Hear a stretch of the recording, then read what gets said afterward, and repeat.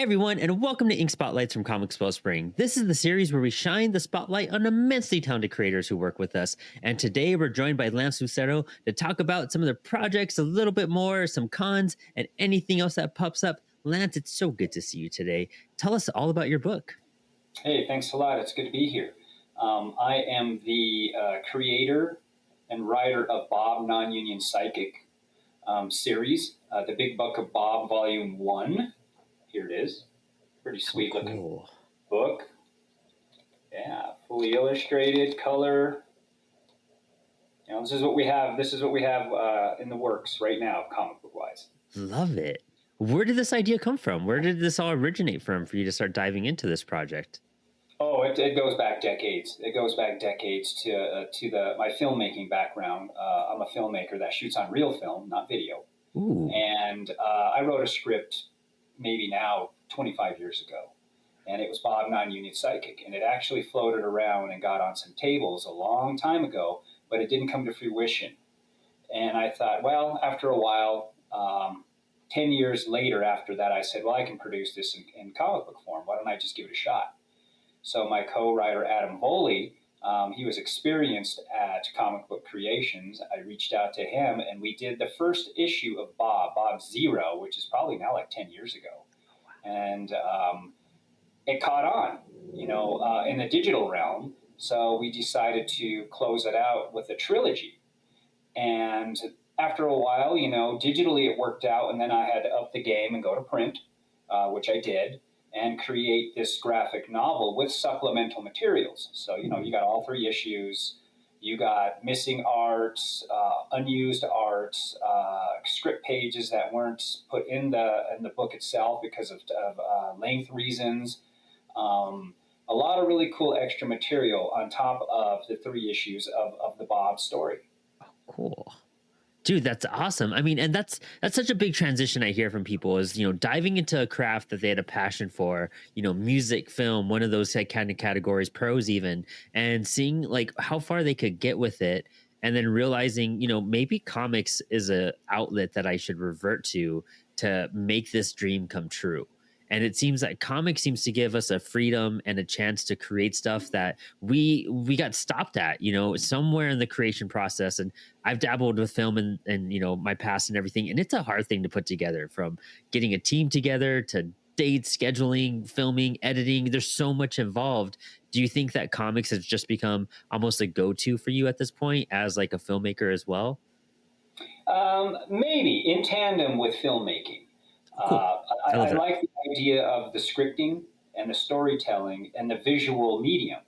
Hmm. So, I mean, obviously, it's a bit of a shocker, and when you actually hand your script off to a very talented illustrator, because now they become the director, and you have to take a back seat and go, all right, this person's extremely talented. Although I've laid it out in the script, technically it's now their vision. Hmm. So, I mean, on my best day, I couldn't illustrate the way these talented people can do it. Francisco Resendez, our illustrator, just knocked it out of the ballpark. He's our guy, and you let him have his say. You back up, and if something's not working, you look at it and go, oh, well, he's probably right. He's the director now, and it's not about ego. It's about getting it done, and creating a quality work, creating something that's worth putting on a shelf that competes with the so-called big three comic book people out there, and saying, hey, we can do this at an independent level. It's not easy, but we can do it, and we can create work that is just as quality, if not more. Oh, dude, I love that. And talk about words of wisdom right there as well. You have to be in that collaborative state to make comics no matter what. And you need to know when to pull back or push forward on some of these things and trusting your artist as a writer. As a writer myself, like it's what you have to do. I mean, it is the best thing for you to do typically as well. I know sometimes, like you said, you have to pull back the ego, and when you do that, you relinquish control. And when you do that, your art kind of becomes more pure and collaborative. And it might resonate with even more people than you thought if you just followed your strict vision. Do you feel like that's kind of happened with some of your like creations as well as giving the artist just the wheel and just letting go and just being like, now I think I've had a better product than if I would have done it in my vision? Absolutely, especially in the comic book realm, with working with illustrators. I mean, and also what I like about it too is that when you hand them the keys and you walk away, and you get to see the art come down the pipe, it's like Christmas. It's like your birthday. You know, you open up the files and you see, oh wow, this is what the pages are going to look like. Wow, this is great. This is better than I had anticipated. And we make some tweaks, we make some edits, and then we move on. I like that process so much. I mean, the filmmaking world is different, being the writer, producer, director, editor, camera operator. There's a more stringent focus that I have to pursue. But in the comic book realm, I really love that freedom of just saying, hey, there's a guy that's going to handle it, and I can just sit back here and concentrate on other things. Yeah, honestly, it's a weird way to approach stuff, especially when you're converting mediums at that point too. But it's so exciting. It's kind of refreshing almost because you kind of see the progress being made and it being built right in front of you sometimes as you go from layouts to pencils to inks to coloring. And it's magical. It's a magical experience from where I mean just creation in general, the idea you have in your head and then it gets translated to that printed page and it's mind-boggling. I never lose that excitement whenever I get a page in. So what do you do like con wise? Are you doing any conventions, anything coming up that you're excited for? Yes, actually, Warehouse 9 Productions, which is the company that I own and operate, last August we did our own film showcase and book signing here in Denver, Colorado. Now, I've done the festival circuit, for the last few years, and it's daunting. It's it's an open wound financially. You go to places and you want something to happen, even if it's a reputable festival, but normally nothing really happens. And I started to realize that I'm producing these films, I'm shooting on film, I'm kind of isolated. Everybody's calling themselves a filmmaker, but I'm like, hello, I'm over here shooting on real film. I'm sorry, I'm not a video maker. Um, and I started to realize how unsatisfying it was, even though you win. There was a time where you could win distribution, which I have, and there's a time where you could win like film packages, which I don't see happening anymore. So I decided, you know what, I can do this. So we started our own film showcase, um, focusing on the Warehouse 9 productions. Our films, which are one reeler, they're like 10 to 12 minutes because, of attention spans, Yeah. multi-genre, westerns, uh, co- comedies, fantastic hairstylists from the 1700s, which is a spin-off of the Bob book, and some special guests that I have that shoot on film in other parts of the country. So we put on this show last August at the Bug Theater in downtown Denver, and we knocked it out of the ballpark. I mean, we packed the house, we sold out all our books for the signing, we made a profit, and it was like, you know what, this is the way to go. People are interested in Yeah. this. So pending, we're taking this show on the road, and our next showcase is going to be in Las Vegas this spring. We're in the works right now of narrowing down a really cool venue so that we can announce an official date.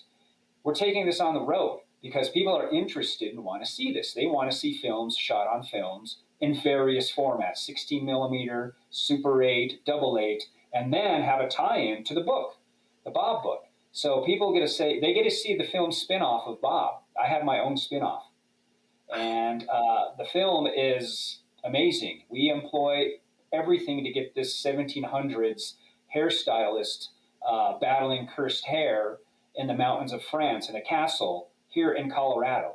We have miniatures, paper cutouts, we have animation, we have puppets. We did everything you can imagine to bring this short film together, and it's a tie-in to the book. So we found out people really dig that, and not very many indie creators are doing this. So we're kind of creating a little niche here. And when we finish off the showcase with the spinoff Coiffure Extraordinaire, Waiting for Legros, the spinoff to Bob Non-Unit Psych, and it just blows everybody away. I mean, they're lining up to get a book signed. They want to know what's happening in this book. So in this spring, Las Vegas, we're going to have our own showcase. That's the big event we have planned right now. Man, that is so cool. Talk about, people make, we're just what you're saying at the beginning of the show. We make comics because we're trying to escape from the big three, essentially, and try to find books that resonate with us that we want to see on the shelves. And so we used to go, I'm going to do it myself then. I'm going to make comics myself. And you're doing that with like a convention, basically. Like, this isn't appealing to me. We're not having the success we want or the attention we want. And especially when you con, anything from film to comics, there's always that daunting, like, I invested so much into this and I'm not going to make even a quarter back.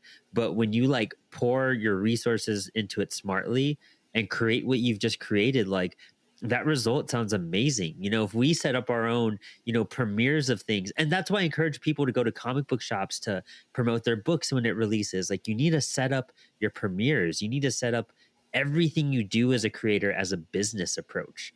And that's the only way you're going to find success. And I think that's worked for you. I mean, that's one of the coolest ideas I've heard on the show so far, to be honest. Thank you, thank you. And we worked hard at it. And with a lot of research, it was like this is just the way to go. And stepping back to, like you said, business choices. I mean, Warehouse 9 Productions. All of these are my IP. I own them, and they're protected. No one Nice. can take them away from me. And anybody screws with them, there's going to be a problem. I mean, I have representation that backs me on this. So I think you have to scale it back and think, okay, if you're going to jump into this, you got to know how to promote it. You got to know how to budget it. You got to know how to protect yourself. There's a lot involved, but it's not as daunting as people think. I think it's more daunting going to a con or a film festival than it is creating your own film showcase or your own book signing event or anything, because you have control and you can work out the details. And it's fun. You have a good time. And then it just becomes habitual at that point. Like it stops being hard. You know what I mean? Like it stops like it seeming impossible. Like it just like when you make your first comic, your first film, it does seem impossible at first. It seems daunting. It seems like how would I ever be able to complete such a task? But you know what? It's possible if you're able to make comics and if you can make film, you could do this type of stuff. Like it's basically if you have that much determination, just keep pushing forward. And man, I'd be excited to see that. I would love, I'm definitely going to do some research and check out what you've been doing a bit more here in the background. Like that's really, really, you know, refreshing from an indie creator to continue to innovate, and innovation within indie comics seems very small and scarce, but actually there's a lot of room for it. Not only from formats, but just presentation and announcing. So you have this event coming up this spring. Anything else coming out? Any new books? Any new film projects you want to announce? Yeah, our next film project is going to be extremely challenging. I mean, we've done the Old West out here on Super 8 in Colorado. We've done Retro Cops and Urban Denver, and we've done the 1700s hairstylist, French. Now I'm going to tackle World War II.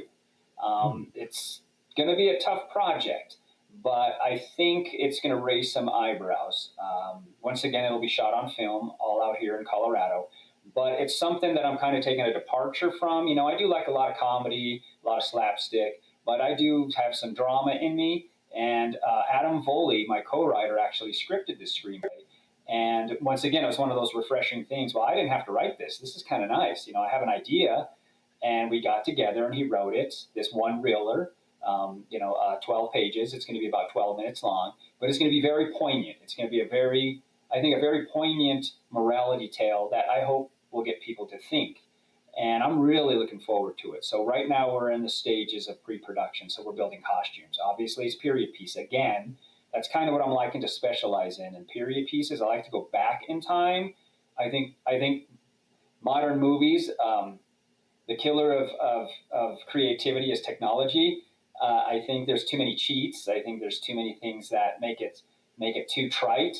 I think if you go back in time, you get more drama and you get more acting. You get more skill out of it than just making it a little bit trite. So this project's going to be pretty hefty.